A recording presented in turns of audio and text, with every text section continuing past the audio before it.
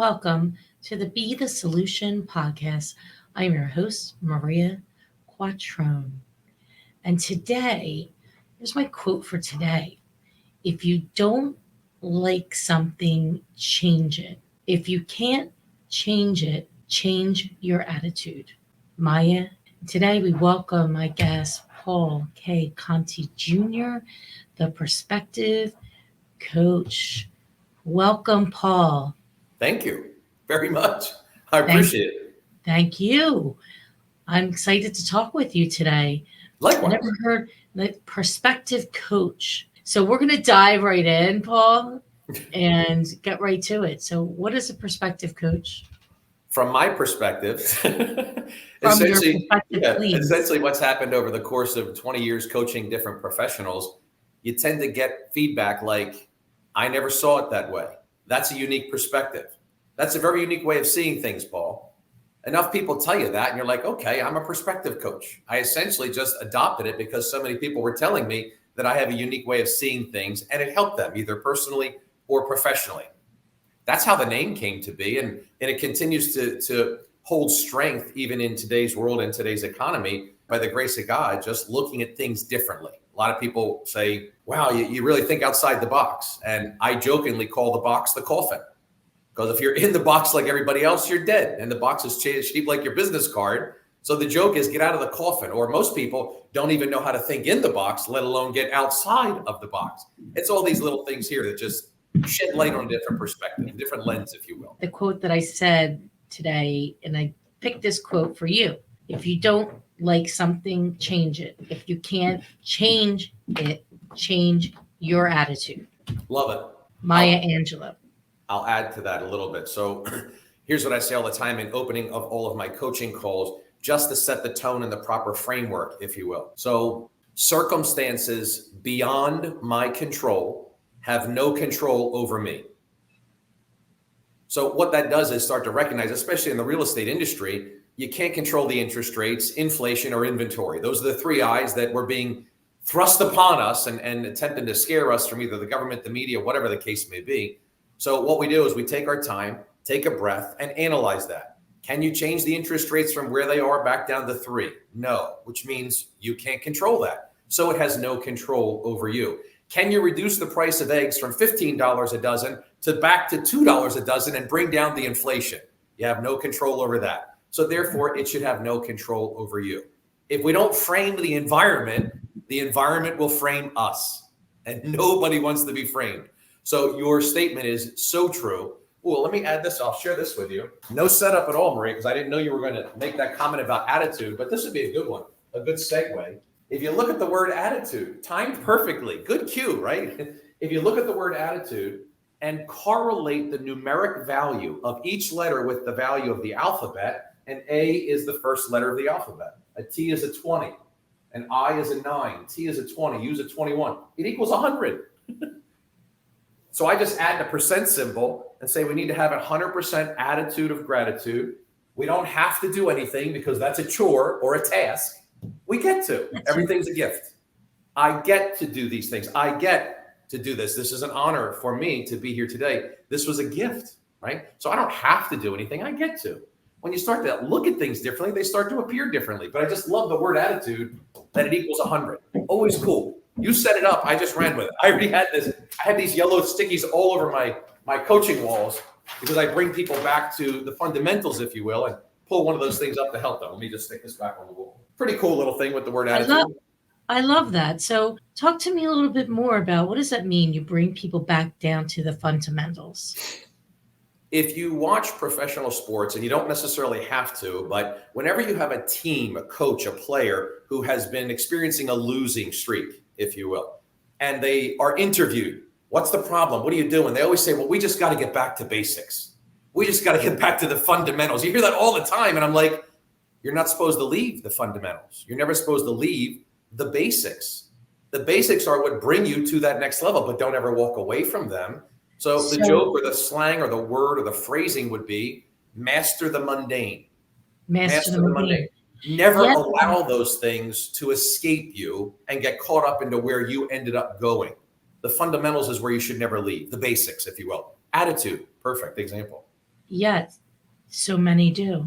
Mm-hmm. Mm-hmm. And over the last, so you were talking about real estate a little bit, over the last several years, 5, 6, outside of last year, the real estate market was like shooting fish in a barrel, as people would say. It didn't require much skill, right? If It you didn't require much skill. Today, it requires much more skill than it did then.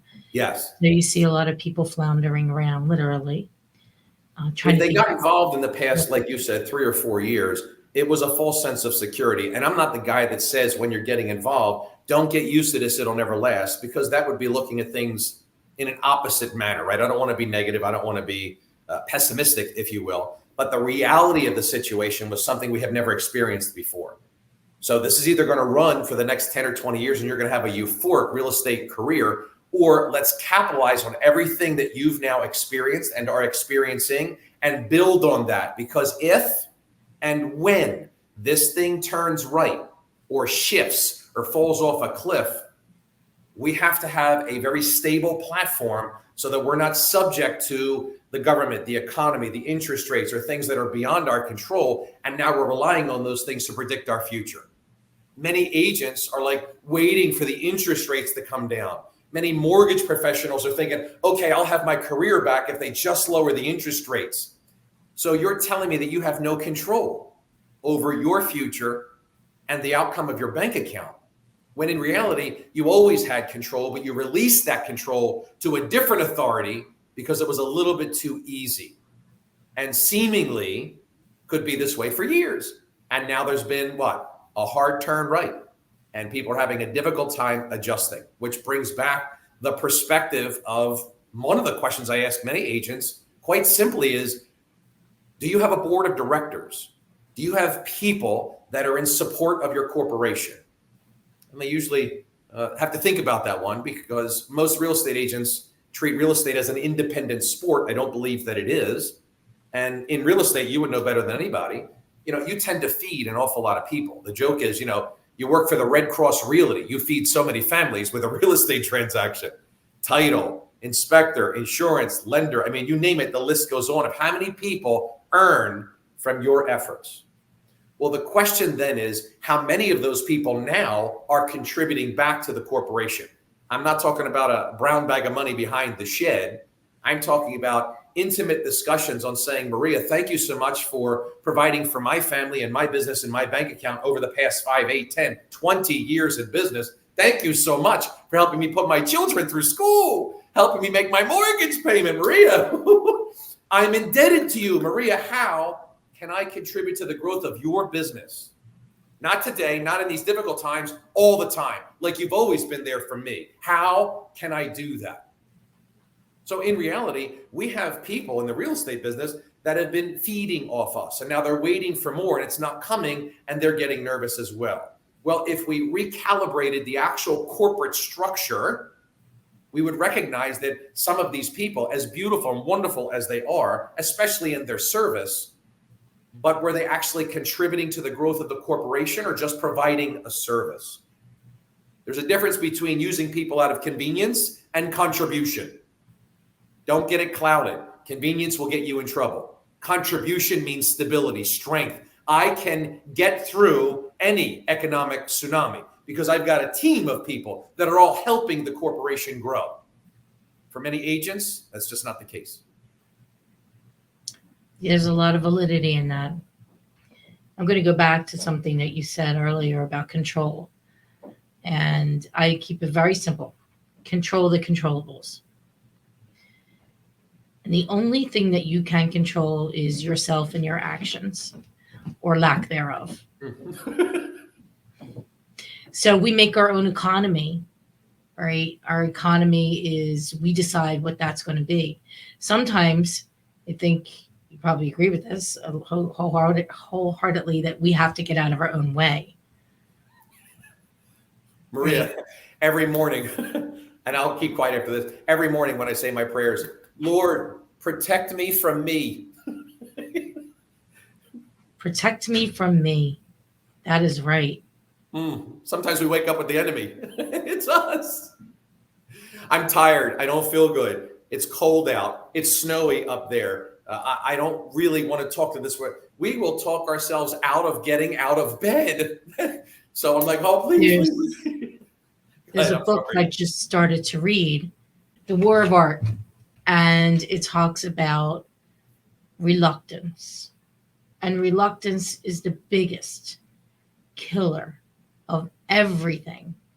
And we can talk ourselves out of anything due to reluctance. I found it very interesting because it doesn't take any prisoners. It doesn't care. It doesn't know. It's just always coming at you and figuring out a way for it not. And one of the things that we talked about is like, if you continue to take massive action and then you kind of squash that reluctance, it pops back up again, squash. Like the frog. I'm thinking now, remember Frogger?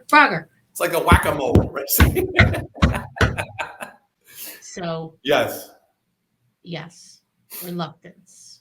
What can you talk about that? I think you have a perspective on it. That's a good word. In the depth of looking at why you're here, why you're doing what you're doing, not necessarily just on this particular podcast, just a general overall statement. When your driving force is strong enough, you'll be able to overpower reluctance, because reluctance is just inherently something weak in us. It's there every day, all the time, waiting on the sidelines to pounce on an opportunity. And if you can always lean back on why you're here, why did God put you here in this moment? What's going on, right? This wasn't a coincidence today. This is a God incidence. So I'm going to do the best I can to serve your audience and help as many people as I can with this particular message, because I believe that if you don't use your gifts, you'll lose your gifts. So that driving force right there, to me, will help other people, because it helps me overcome that reluctance. My reluctance is so small in comparison to what God's given us. So it's this, right? You can barely see it. And if we give into that more often, it just keeps getting bigger. And then you're not able to overcome that because you allowed that to be your purpose as opposed to the greater purpose, whatever that might be for each individual. So we were called here to do something, right? And if you woke up today, God called you here. If he didn't wake you up, he's calling you someplace else. So when you take a look at it through that particular lens, everything else that's here that we come up with becomes infantile, very small. It's just about perspective. I'm an interpreter. I'm an interpreter of every situation. And I tend to lean that interpretation or that perspective in my favor. That way I never feel bad about anything. So my perspective is my perspective. It doesn't have to be yours or hers or his. It's mine, and it serves me well. Again, because I don't focus on things I don't do well. I don't focus on things that are wrong or things beyond my control. Why would I do that? Because that will then cause that thing that you referenced as reluctance, fear, reasons for not doing something, when in reality, they're just excuses. So you turn that excuse into the reason. And if I was called here today to do something, then my very, very small-minded thought of reluctance is insignificant. It's practically insulting as far as I'm concerned.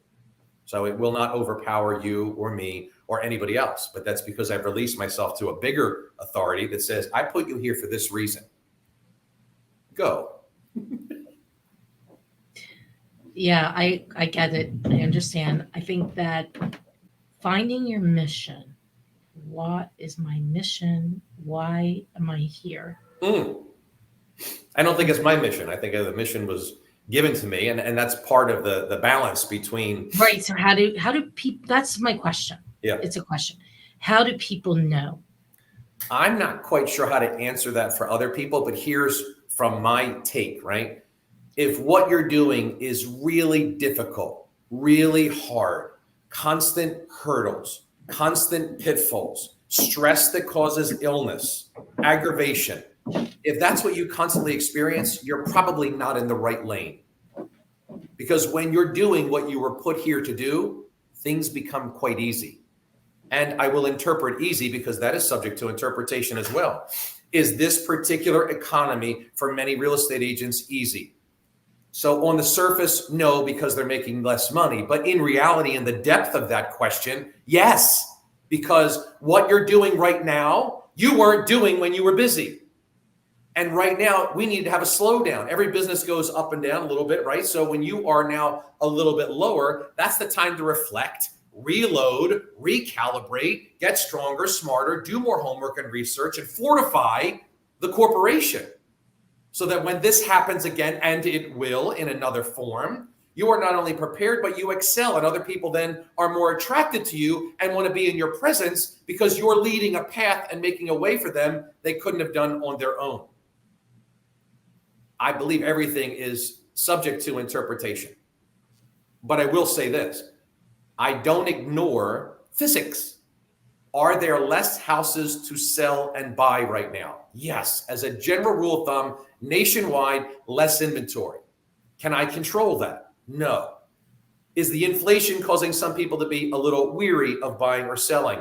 Yes. Can I control that? To a degree, and I'll share a story with you in a moment. And the interest rates, I have no control over that either. So again, let's go back to the original statement. Circumstances beyond my control have no control over me. If we're able to compartmentalize that, then we're able to walk away from that. And then what I believe is those are physics I cannot control, but like you said, I can control my experience within that particular reality. And that's what you're in control of. So if you have no control over these things, put them on the shelf.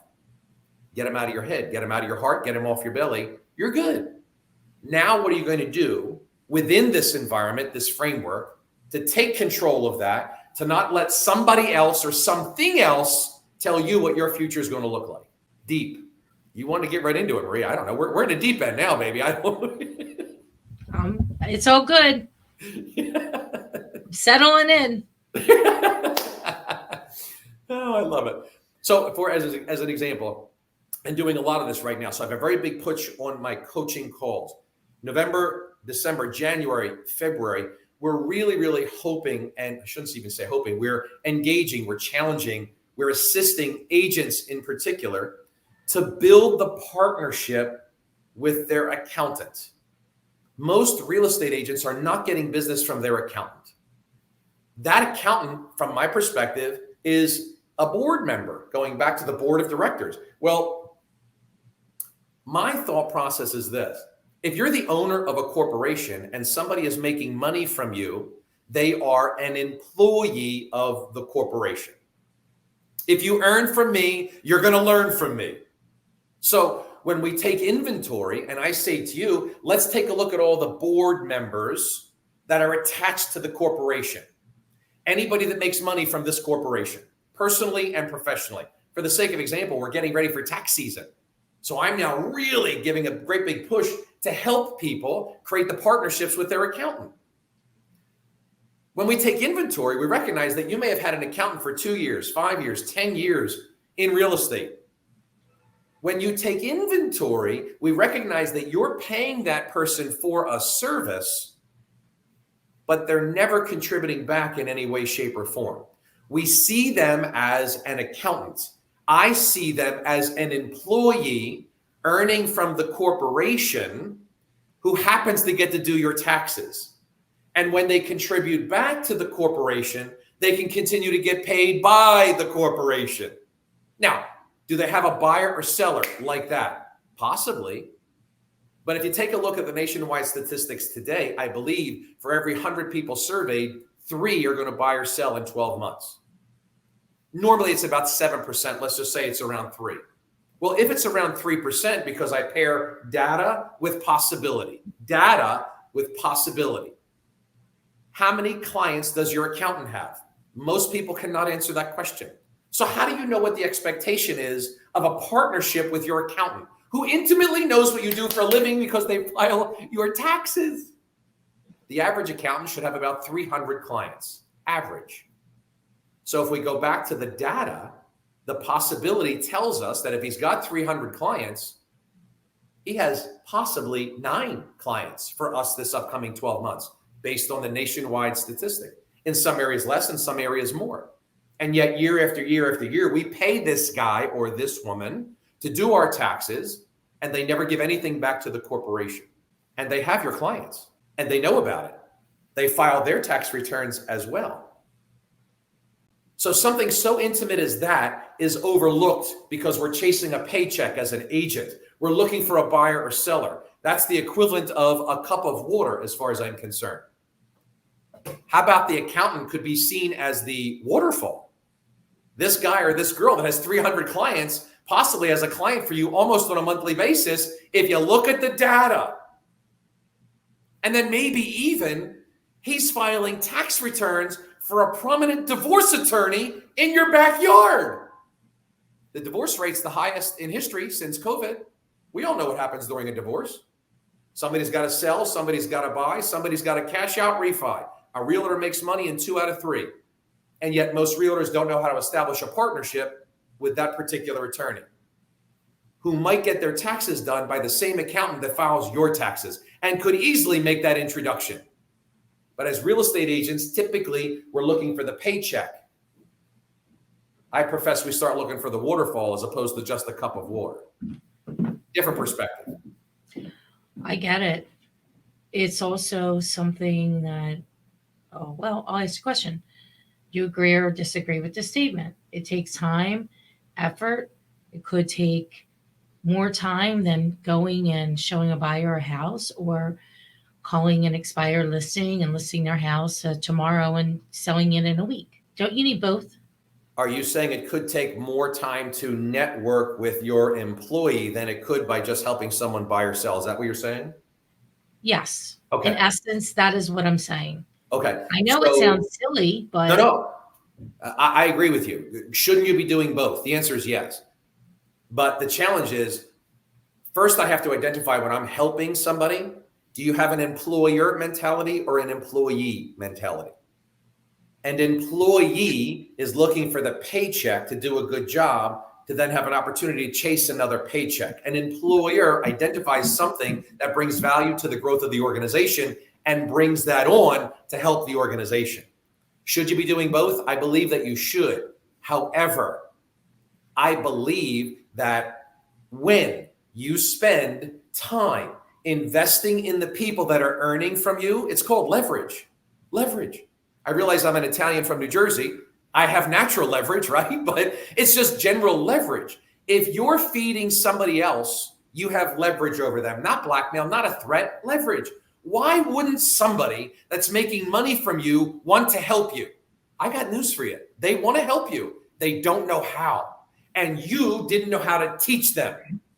So we're chasing the paycheck and not focusing on strengthening the corporation. what do you mean they don't know how? They don't know how to send a referral? Well, I don't even use the word referral. So, you're opening a can of worms, Maria. All right. Okay, So, well, that's why we're here. So, to me, here's what the word referral is, and here's what the act of asking for a referral is. Just my perspective, not looking to upset anybody on the podcast. If we are going to somebody and asking for something we don't have, fill my empty hand with something I don't have. If you really strip that down, and the reason it doesn't work all that well is because we don't like beggars. We avoid them. We kind of move away from them. We don't go out of our way to feed or clothe them. Some people do, don't get me wrong, and that's beautiful. And I'm not knocking any of that. But the general theme is we avoid a beggar.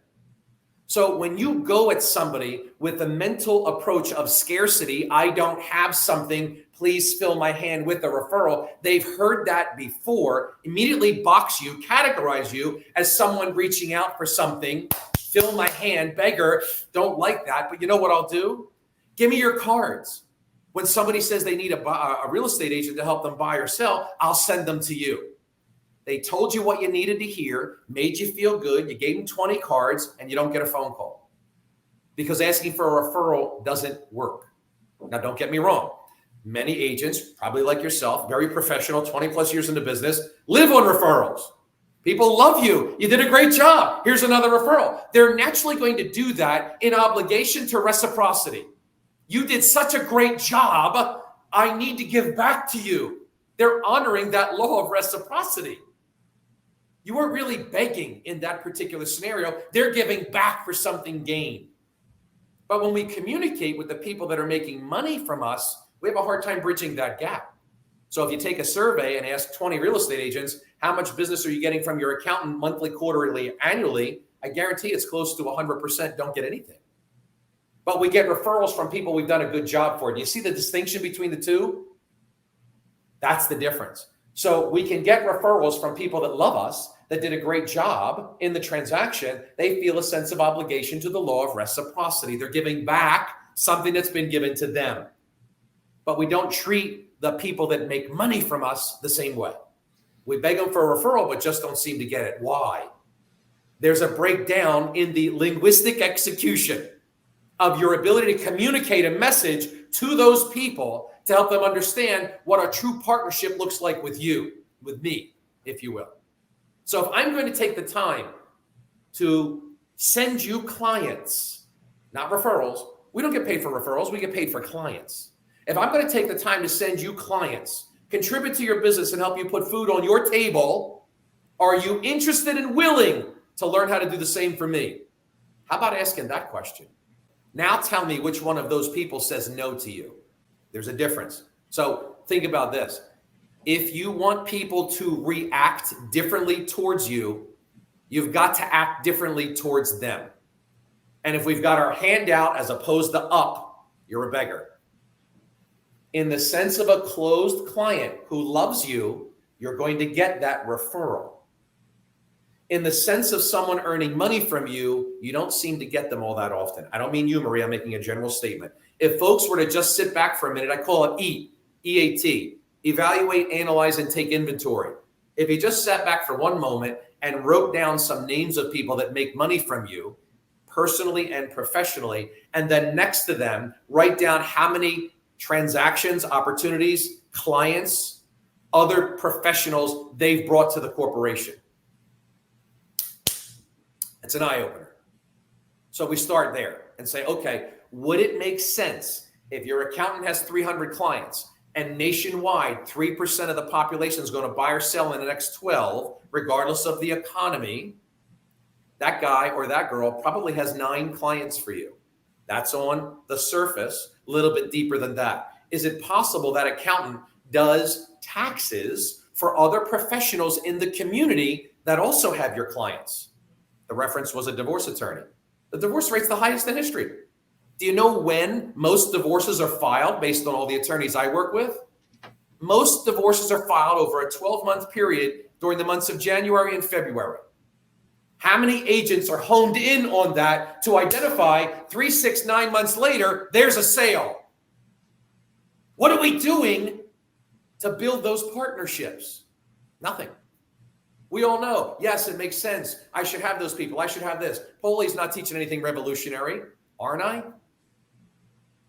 I'm going to hold your hand and show you what to say and how to say it in order to create the partnership that should have always been.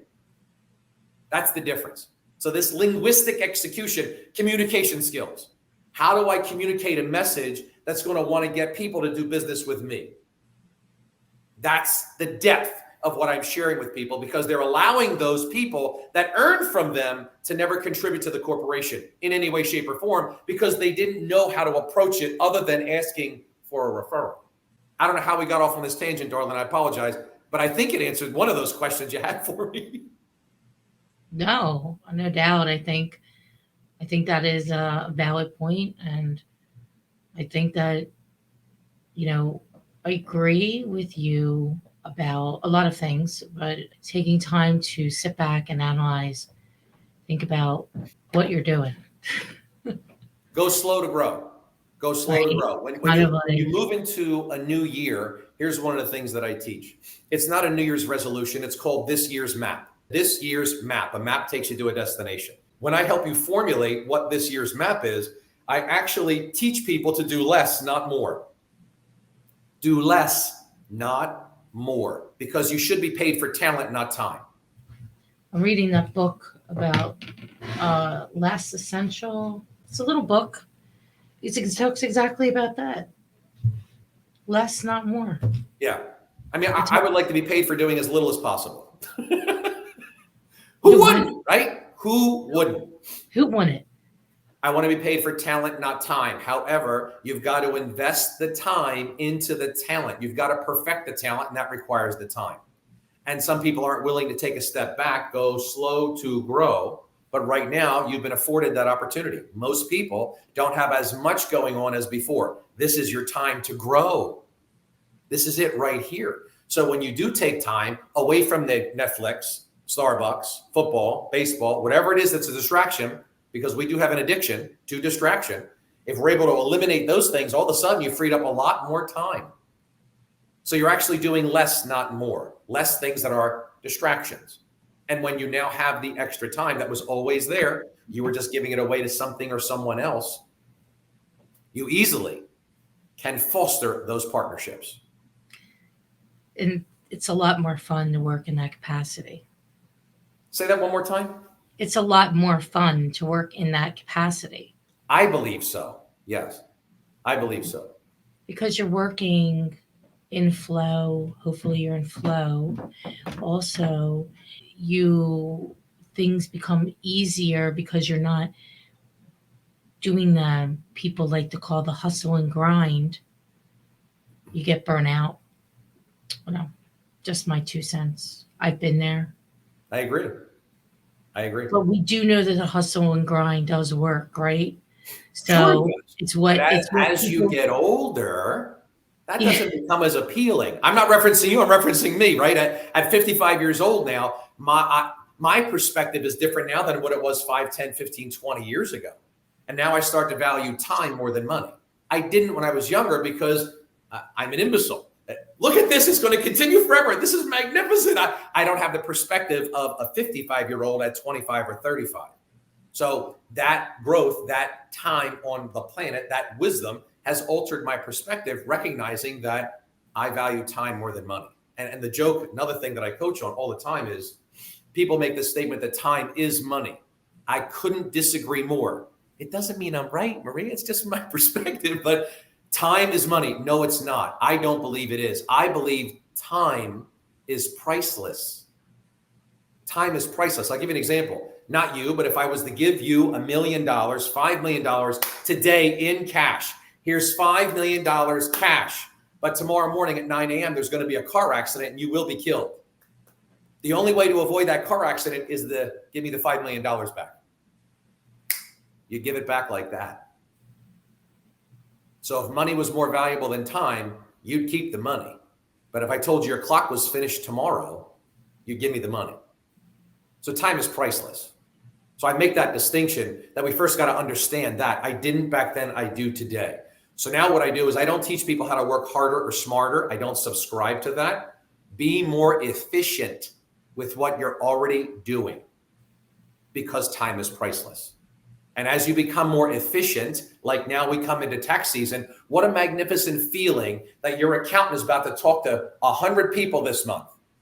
What a magnificent feeling when he calls you 3 weeks out of 4 and says, I have a client that's looking to sell in 6 months when their kid graduates in June. I got a client that's looking to buy. I told him to call you. Here's the number. Here, give him a call. Why shouldn't we be expecting those 3 phone calls in the month of March when he's sitting with his 100 clients? What kind of business are you building when that phone does that? As opposed to what? The hunt and the grind and the... Why do you need to do that? This guy's actually on the payroll. He's been getting money from you for the past 10 years. You've been filing taxes. Again, the insult is he knows what you do for a living. You don't even have to teach him. He files your returns. They're right here. I know what you do, but I'm not going to pay any attention to that. Well, if we're not willing to have that conversation, then you're going to go through another tax season. And those opportunities will never be coming to you. And here's what I tell everybody. Just do yourself, not me, do yourself one favor. Do not give that person an excuse. Here's what realtors say. But they probably file taxes for 15 other real estate agents. I know that. I said, wait a second. You're not allowed to give them an excuse. Don't do that. We give them an excuse to protect us from getting what? Denied, rejected. So we're going to create that barrier for ourselves when in reality, when you learn how to communicate with someone, they'll respond differently to you if you approach them differently. So people just need to be taught how to have that conversation. Perfect example that everybody will be able to relate to. America's Funniest Videos. My wife and I love it when the kids lie. We think it's hysterical. The 2-year-old, right? So here's a perfect example. The 2-year-old kid is in the kitchen. He's got chocolate cake all over his face. Mommy comes into the kitchen. Johnny, what are you doing? Did you eat that chocolate cake? No. He says, no, I didn't touch it. He's got the cake all over. It's hysterical, right? But God gave us that as a protective mechanism. Fight or flight. Johnny cannot fight his mother. She's a giant. He can't run. His legs are this big. What's he going to do? He's got a lot. There's an example of that mechanism. Same scene. Johnny's in the kitchen, chocolate cake all over his face. Mommy comes in the kitchen, chocolate cake on her face. Johnny, I love that chocolate cake. Didn't you? Johnny responds differently. This is what I'm teaching people, that if you want people to react differently to you, you've got to act differently towards them. If you look and sound like a realtor, they're going to treat you like a realtor. I'm not being disrespectful to the real estate industry, but think about this. We're great at real estate. We've done it for years. Here's our business card. I get more for my clients. I've heard that before. So you sound like every other realtor handing cards, begging for business. So they're going to treat you like they treat every other realtor because they can't, in their mind, they can't possibly give 10 referrals out to these 10 realtors begging for business. They don't have enough. So I'm going to avoid it altogether, lie to every single one of you, collect your cards, tell you I'll send them to you, and next year you're back filing tax again, giving them more money, and nothing ever happened. Go back and analyze how many years that's been the story. We're leaving money on the table, but we're begging, searching, digging, and hunting for that buyer or seller. The guy that's on the payroll actually has them. It's as simple as that. But again, it's just a different perspective. So the reason, again, going back to a perspective coach, I'm going to show people how to make money in ways they're probably not doing now through an altered perspective. And when you see this, if it makes sense, you should take action on that. If you see this and it doesn't make sense, get the hell off the call. This would be time you're not getting back. But if this makes sense, then why wouldn't it make sense for you? It would. It should. And with the proper education, it will. It's great. It's great. How long have you been doing this, Paul? I didn't know this. When I was a kid, my parents used to see me organize the flag football game, the stickball game, the kickball game. I was always the coach, the director. I didn't know it at the time. It just was natural to me. I wasn't a bossy kid, but it just seemed to come naturally. And that happened all the way through my childhood, not recognizing that. So my parents said to me, you should be a coach, a gym teacher, something to that effect. You're just natural at this. And I wasn't paying much attention to it. Super long and short. I went to college, struggled through college, not my strength. Took me 7 years to get a 4-year degree. So anybody can do what I'm doing. I got news for you. Took me 7 years to get a 4-year degree. I ended up getting together with my wife. By the grace of God, we're together for 33 years, just celebrated our 29th wedding anniversary on New Year's Eve. We got married. So I would never forget the date. Congratulations. Right? And I was a gym teacher for 4 years and just loved it. You want to talk about walking on a cloud, loved what I was doing. But, and I say but to minimize that particular value, that's what happens when you use the word but, I was broke. I was making $27,000 a year. I had more in credit card debt after 4 years of teaching than my W-2. Because in our household, my wife, by the grace of God, has never worked a day outside of the household. So it's always been one income earner. And I just couldn't make it, couldn't do it. So a friend of mine was opening a mortgage company and said, hey, come with me, you'll do great. I'm like, mortgages? I have a whistle, a stopwatch, and high tops on. I don't know anything about mortgages. He said, you're a great talker. You'll do wonderfully. Okay. I quit teaching and got involved in the mortgage business. And very quickly, I was the top earner on the floor. As we opened the company, they were using me as the recruiting dummy, if you will, because the owner, my friend, would say to people looking for a job or him looking to hire somebody, go sit and talk to Paulie. They would come back and talk to me. Maria, they would ask me questions about the mortgage business. I couldn't answer. They would come back to the owner and say, if that idiot can make this much money, I'm coming here. And that's how my coaching career started, because I was just doing something that came naturally to me, which was communicating to people, helping people, providing service to people. And then more and more people on the sales floor were coming to me for guidance, education, role play. I ended up running the company for many years. And when the crash of 2008, 9, and 10 happened, our company was one of those statistics. We closed down, and I'm like, okay, what am I supposed to do now? And just starting a coaching business, and people would be coming from their local networking groups, the BNI, Latip, Rotaries, things like that. They would come to mine, they'd learn more, they'd apply it, they'd make more money, and they keep coming back. And I'm like, hey, we got something here. So over the past 10 years or so, I've been honing the craft very specifically with a focus on the real estate agent, because I was in the mortgage space. And then I end up helping financial advisors, estate planners, probate attorneys, accountants, inspectors. So there's a lot of professionals that I'm able to help and work with an emphasis on the real estate agent. And still to this day, a company in Cherry Hill, New Jersey by the name of Garden State Home Loans had the foresight, I believe, the intelligence to identify something. We're up against something. Let's dig deeper. Most other companies are cutting expenses, cutting back, doing less. Holy smokes, let's retreat. And Garden State Home Loan says, no, no, no. This is the time to invest in our company. This is the time to invest in our real estate partners, our financial advisors. We're going to bring Paul Conti on, invest in this guy to invest in you guys so that we can build a stronger organization than we've ever had before. I've never worked at a company as efficient as this company. A magnificent gift, a beautiful merge or a beautiful marriage of philosophies. They've built a magnificent company on technology, and now they're pairing it with psychology. Unstoppable force. So this has been going on for quite some time, but most recently now joining forces with this company, there's no limit, there's no ceiling. It's incredible what we're doing now because I'm being deployed to help all of their partners, the realtors that are struggling, trying to figure out what's next. How am I going to get more business? My job is to educate, empower, hold your hand, help you build your corporation in a way you've never done before, which makes you stronger and more loyal to this company because they deployed someone that's investing in you. So the long and short, it's been 20 plus years of coaching, most specifically about 10 and change in this particular space. Oh, fantastic. You have been a wealth of knowledge today, Thank you. Paul K Conti Jr. on Be the Solution podcast. How can people reach out and find you? So I'm so grateful you asked that question. As we speak right now, I've hired a couple of marketing companies that are retooling the branding, retooling the site, retooling everything. Nothing is available to anybody at this moment other than my phone numbers. So my phone number is 856-905-7040. I will happily take any call or text, have a chat, see how I can help and be of service to anybody that gives me a call. Very grateful for this opportunity, Maria.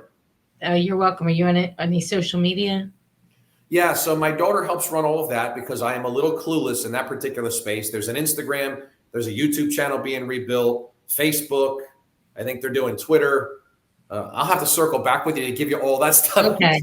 We'll get that so we could drop it into the show. Yeah, everything's being retooled. As a matter of fact, on the bottom of my email address are all of the Instagram, Facebook, phone number, contact email. Everything is at the bottom of the email that maybe could be posted for people to gain access to me. Absolutely. We'll be including that in the show notes. Thank you. Thank you so much.